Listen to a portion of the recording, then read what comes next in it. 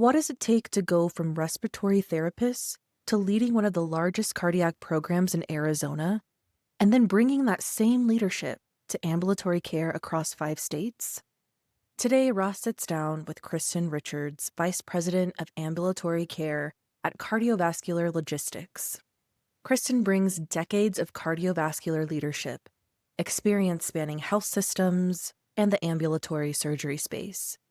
She's provided oversight for ASCs across 5 states and previously held senior roles at Atlas Healthcare Partners, Philips Healthcare, and Banner Heart Hospital. In this conversation, Kristen shares how her move into the ambulatory space gave her a whole new appreciation for compliance as a strategic partner. She and Ross explore what it looks like to build compliance into due diligence, how to communicate regulatory value to physicians and board members, and why the organizations that treat compliance as part of their growth strategy are the ones that earn trust from health system partners. Kristen also opens up about the mentors who shaped her leadership and what it means to walk the walk at every level.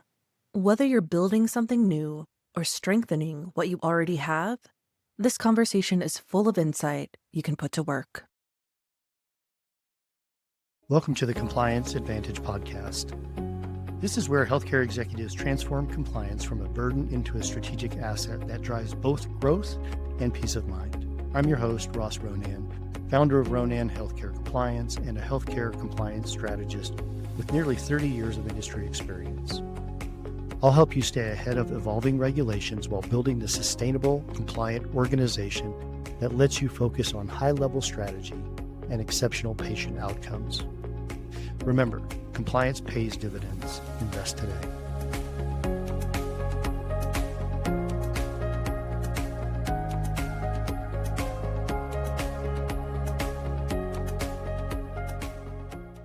Welcome to the Compliance Advantage. Today we have a very special guest, Kristen Richards, who is the Vice President of Ambulatory Care at Cardiovascular Logistics. Kristen, thanks for joining us today. Well, thanks for having me. It's great to be here. Of course. Now, we just got introduced not too long ago. We're helping you with your compliance program, and we appreciate the partnership. Tell us a little bit about where you are today, a VP of Ambulatory Care. I love this story of clinicians starting out and then moving their way up to leadership roles. And one of my greatest stories over the years is one of my CEOs started out as a respiratory therapist in the 70s, I think, somewhere around there. And now he's running all kinds of businesses and companies and sits on boards. And I come from the nursing background. So I'd love to hear your path from clinician to vice president. It's aging myself though, Ross, That's just to right. let you know. But as you mentioned, so I am by trade. I started out as a respiratory therapist. I was a registered respiratory therapist and worked in that field for some time in many different capacities and leadership. I started moving into leadership roles at that time. And then I joined Banner Health and I was a supervisor for cardiovascular rehab. I had cardiac rehab and I had non-invasive cardiology and respiratory therapy. So I started working in that role. And I was really fortunate in my career with Banner, which I spent most of my career with Banner. I worked with great leadership. I had great mentors that saw something in me and challenged me to go back to school, get my master's, and moved me into different roles, promoted me within, and afforded me some tremendous opportunities. So during that time when I was working with Banner, I got a call from the CEO one day. He said, "Hey, Kristen, can you come down to my office?" And I said, "Oh, I'll be right there." So I go down there and she said to me, "Kristen, I need you to do something different." "Okay, what do you mean?" She says, "I want you to lead the cardiovascular services down on the 3rd floor." And what's crazy about when she asked me that, I'd only been there a couple years and they had already fired 5 of the CV directors. Oh, nice. So I looked at her and I said, "Well, you have fired five of the leaders down there." She goes, "I know you can do it and I got your back. And I want you to do this for me." So I had to think about it, have a discussion with my family, but I took it on because it was a new space for me. Yeah. So I still had cardiac rehab, non-invasive cardiology, but now I had the cardiac cath lab and the electrophysiology, Mhm. which is the largest cardiac program in the state of Arizona, because it's a focus factory hospital I was working at. So all we did was cardiac, vascular, and thoracic, and we did a whole lot of it. So I had to go into a new space. I knew a lot of the doctors because I had non-invasive cardiology. Sure. So I was working with the cardiologists, but now I had to lead a team that was somewhat dysfunctional, to be perfectly honest, and then lead them into a different direction, just with my different leadership style. I'm very transformational.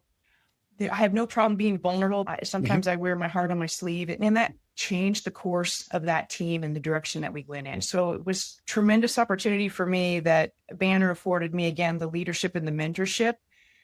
And then I went to, as some people would say, I went to the dark side. I joined industry, and I worked for Philips for almost 9 years. Mhm. And it was a great role, as it really wasn't a role. It was a made up role within the organization, but it was to help them navigate through just different discussions with healthcare systems across the country. So I focused on helping cardiovascular programs across the country improve their clinical, financial, and operational performance. It had come in many different ways. Mhm. But during that time, I was able to visit 400 cardiovascular programs. So it was pretty intense and Wow. exciting. And I always had my finger on the pulse.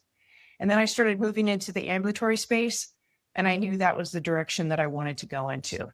So I've been in the ambulatory space for about 5 years now, and have, in that capacity, had oversight of our cardiovascular ASCs across the country. So it has been quite the journey, but it's been tremendous. And wow, I've learned so much during that whole time. It's been pretty amazing. Yeah, that's a great story. It's a great career that you've had. When you talk about leaders seeing something in you to make you step up a next level or take something on, the Peter principle, I think that's what it's called, is always something that you're always worried about, right? And that's getting promoted because you're doing such a good job that you get promoted so high that you can't do your job anymore and you got promoted outside of your skill set, right? And then it's a Yeah. failure. And it's so nice to hear that, yes, I got promoted, but I accomplished it. In that kind of thought process too. Was there any leader or any mentor that really said, this is how I lead, this is how you should lead, where you really look at them and go, this is what makes a successful executive from any perspective, whether it's leadership of being a respiratory therapist, cath lab, interventional radiology, or interventional cardiology, or non-interventional? Was there a mentor process or something they really told you like how to lead? I actually have two people in mind. One is Chris and one's Kathy, and they were tremendous leaders. And it wasn't so much of what they told me what to do, Mhm. but I watched them, right? They walked the talk. And that was what was so important to me. Like, they lived it out, and they talked about that regularly. We're going to walk the talk. We're not just going to give lip service to people. We're going to walk the talk. So Mhm. I watched them through the years and wanted to be like that. I wanted to be that type of a leader where people cared about you as a person and also respected you as a leader. So Mhm. that was really important to me. And they just did it by their own actions.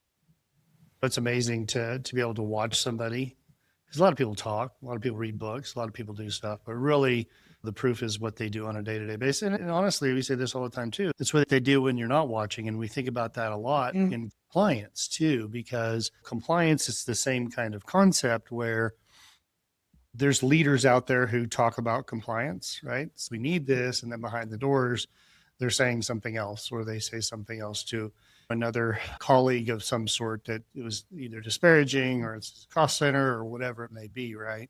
And I think far too often it's when the leaders like you, like the CEOs, like the COOs, like the board members really do put that into action when no one's really has the microscope on them. And I think that's a really important thing to be able to show in a leadership standpoint. Totally agree with that. I think it's really important, right? When you think about everybody's mission statement, somewhere in there has the word integrity, Yep, it right? And does. what comes along with that. So it's really living out your mission and doing that by things that you have in place and your actions as well. Yeah. And so let's get into that compliance a little bit. When you're looking at a new market, new practice, or opening up a new ASC or whatever, you're coming into something new and you're thinking about what do we need to do now, or what are we acquiring, or how are we bringing this either facility on or practice on? when you're really evaluating it? We do look at that pretty intensely during our due diligence, is really understanding their processes. Do they have policies in place? Do they have a solid compliance program that's helping them in their organization's day-to-day operations, right? Are they leading with integrity? So we could do that in many factors by just looking at their processes, their policies. It could actually even be looking at any lawsuits pending, or if there's anything pending for them that we need to understand better, have a discussion around. And then, of course, when we come in there, once the acquisition happens, it's all about, all right, now we need to standardize, right? Now, and some of those things we need to redo, or it needs to be stronger. And we have to put better processes in place to ensure that we're doing that. Mhm. But that is really critical that we're doing that. And the ASC is the same thing, right? If we're acquiring somebody that has an ASC, that's our strategy. If you don't have an ASC strategy, you're going to have one if you join our organization. But Right. there's tremendous compliance requirements in the ASC. It's intense. And so understanding that as well, and understanding the varying states requirements, that holds true for compliance in general, right? Understanding what the requirements are per state. And then I go into another state and I go, well, there's something new that I didn't Right. know that they're requiring. So that's so important that you have a good understanding of what the state you're in or looking to be in, what their requirements are. The state by state approach. And that's why having a good compliance program that's a good strategic partner to operations is really important, to be able to go, hey, check this out for me. Tell me what boundaries or barriers or things that we might run into on a state by state basis, because the regulations are hard enough, right? It's hard enough to run operations, to take Yes. care of patients, to have integrity and do provide good patient care, great patient care. And then all of a sudden go, what do the regulations say about all these kind of things, right? And that's where a good Right. compliance partner is very strategic and can be very helpful. Yeah. Couldn't agree more on that one. When you think about setting up programs, you do a lot with health systems, right? You guys work a lot with partnerships with health systems.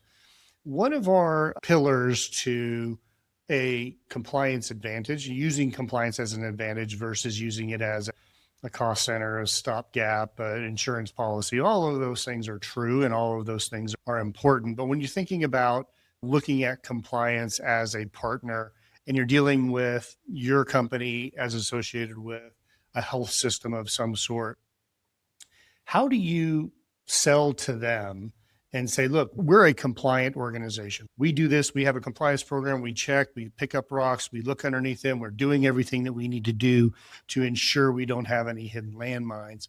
How does that actually work with a health system who says, yeah, I need a strategic partner here that is compliant, a compliance partner who I don't have to worry about hurting our patients, overcharging, overbilling, having all the things that are coming along? How do you address that when you talk about health systems? We do work with health systems, obviously, because of all the cardiologists that work at all the health systems that are out there, right? And so in some of our relationships, our partnerships, particularly with some of our ASCs, and we'll continue to do that as we continue to grow across the country. But certainly it's just thinking a little bit differently on compliance and the value of compliance. And that's what I have to bring front and center. And I'll tell you, Ross, that wasn't always my thought process. Sure. No. For It's all right. so You don't well, have to apologize. I understand. It happens all the time. well, and for so much of my career, we had a team that was Right. focused, our regulatory team.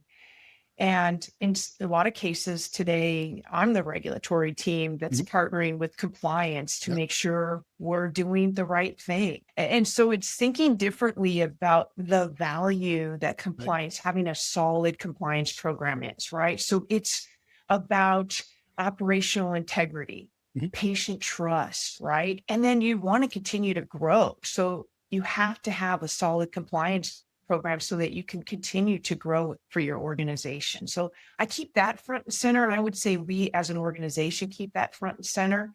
And that's how we'll answer it. We do have a solid compliance program with the partnerships that we have. And here's how we do it and how we're going to continue to do it. And then they can decide whether that's something that they want to be a part of or work with hopefully they would, because they see the value in it and they go, wow, they're really focused on a compliance strategy and they value the importance to their organization. Yeah, I mean, you hit on pretty much all three of our pillars for a compliance advantage, right? One is patient trust equity. We want to make sure that patients trust whatever provider that's out there by saying, yeah, I'm not going to read your name in the paper one day for doing bad things, right? Yeah. Preferred partner status is that hospital system, that other provider group, that's somebody who says, wow, I am in partnership with you. It's just like doing business anywhere, right? You don't want to go buy a car from someplace that you think that they're stealing cars and they're chopping them up and selling them to you, right? You want someone with a good reputation to be able to go, oh, I trust you guys for doing the right thing. And it's the same thing with healthcare, right? And I think from that standpoint, you hit on all of those pieces. I agree with you. It's so important. And again, I just have a whole different perspective of it. And I would say probably since I've stepped into the ASC space Yeah, over the last 5 years, it's wow, there's a tremendous amount that I don't know or need to learn or learned and have to have a partner to help me navigate through that. This episode of the Compliance Advantage podcast is brought to you by Ronan Healthcare Compliance. At Ronan Healthcare Compliance, we believe in transforming healthcare compliance from a checkbox attitude to a strategic advantage. With decades of expertise, our team of consultants provides innovative solutions tailored to your organization's unique needs. We don't just help you meet your standards. We elevate your business, ensuring ethical practices are at the heart of what you do. Whether you're navigating complex regulations or seeking to enhance your compliance strategy, Ronan Healthcare Compliance is your partner in achieving excellence in healthcare compliance. Ronan Healthcare Compliance, redefining compliance, empowering leadership. Visit us at ronanhc.com to learn more. Now, back to the show. At what point in time, you said, didn't always think that way, Ross, and I understand that completely, right? We have this podcast because a lot of people don't think of compliance as an advantage. They see it as just their stopgap and avoiding problems. And again, like I said, that does happen. But when did it click for you? When were you like, wow, I can use this as a sales tool. I can use this as something that can strategically help my company grow from that perspective? Well, I would say it's definitely been since I joined the ambulatory surgery space. It's a heavily regulated space. When you spend majority of your career in the hospital space, there's a team behind that. And in some cases, there wasn't that communication. I would find out because I read about it. Or right, for now in this space, I have to understand what the requirements are per state. And I am not kidding when I tell you, I feel like I learn something new every day. ASCs in 5 different states. Mm-hmm. And everybody's different, Ross. Oh, yeah. I feel like I uncover something, peel back another layer of the onion that I go, I didn't know that. Okay, here's something new that I didn't know still to this day. But that has helped me in how I communicate, particularly to our physicians, the importance and the value of it, and to all of our partners and all of our affiliates, making sure because they get frustrated. I want to start doing cases, and of course we do. We got to do it the right way, and there's only one way to do it. So anyway, that's what's given me a different perspective and how now just really appreciate and value what it brings to our programs. Imagine not following the regulatory process or getting ready for survey or getting ready for accreditation or getting ready for all the things that you do from an ASC perspective or any really something that requires accreditation or certification. And we see this a lot with a lot of different companies who just want to get it going. And yeah, can you make money? Sure. Can you make money right off the bat? Can you hang your hat, put your sign out, do all your things and start making money on a very cost-effective way? Absolutely. 6 months, 8 months, something happens and you're shut down. You go from $1 million, $2, $3, $4, $5, $10 million in revenue to nothing because they shut you down. They get rid of your enrollment. Something happens, right? And you find out that it's more costly. You know, the statistics show that for every dollar you spend in compliance, around $6 to $8 you save in penalties, fines, and shutting down your business, right? So it's almost one of these things that says we need to follow the regulations because at the end of the day, we're going to be prepared for a survey, for an investigation, for our billing and coding audits that come through. Go down the list, right? Because all of those things are in preparation for something that will happen later on down the road. And I'm sure you're preparing for that too. And how do you have that conversation with the physicians and the CEOs to say, it's not just a cost of doing business. We're here because we can help propel this business and growth. How do you have that conversation with those people? Sometimes it's really challenging, but I'd say it's most of the time, probably. well, we have great physicians, and they want to do the right thing. And I'm that person, particularly as it pertains to our ASCs or our ambulatory space. So it could be our OBLs as well, that it's about him making sure here's why we need to do this, because if we don't do it, this is the impact it could have. And so I'm always that person. That's my role, is to make sure that I'm educating them, but also they educate me, right? So we can have a discussion around something that maybe we don't agree on together. Mhm. Then I feel more educated around it, and so do they. And we can come to a consensus around how we're going to move forward. But in many cases, there is no cutting corners when it comes to compliance in the Right. ASC space. In fact, the initial survey comes in, the state comes in, and they're looking at your governance. They're looking at your infrastructure. They're looking at policies. They're looking at compliance.